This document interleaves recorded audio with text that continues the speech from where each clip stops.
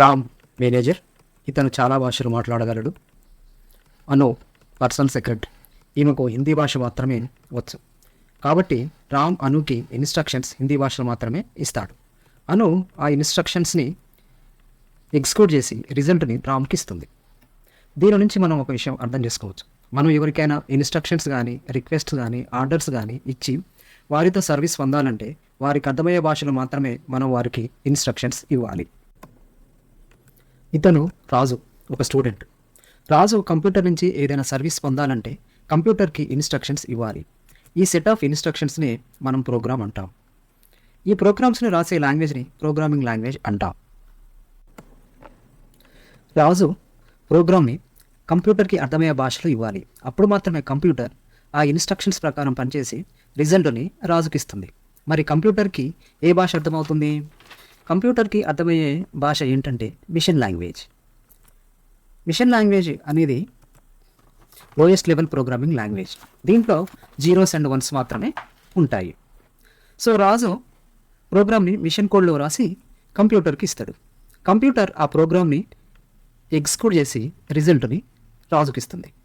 So machine language is very fast and efficient, but it is very difficult to read and write. ఈ సమస్యకు సొల్యూషన్గా assembly లాంగ్వేజ్ని develop చేయడం జరిగింది. Assembly లాంగ్వేజ్లో symbolic names ఉపయోగించడం జరుగుతుంది.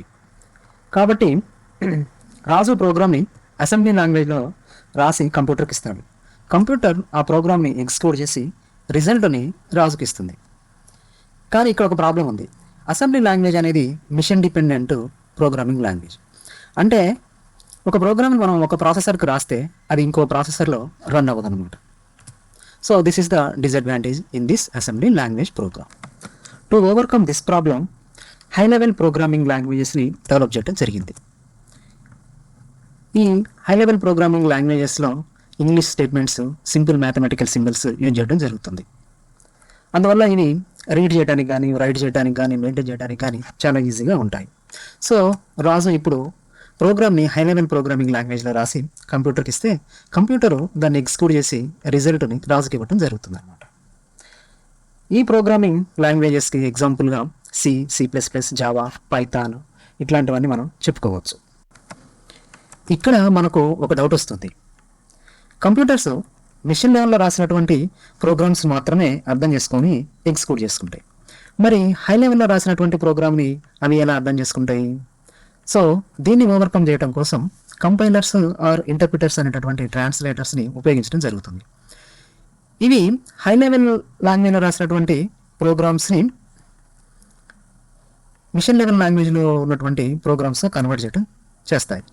So ఈ మిషన్ కోడ్ అనేది కంప్యూటర్ ఎగ్జిక్యూట్ చేసి మనకు రిజల్ట్ ఇవ్వడం అనేది జరుగుతుంది. This is a brief introduction about the programming languages. ఈ వీడియో మీకు నచ్చినట్లయితే please subscribe, like and share. Thank you.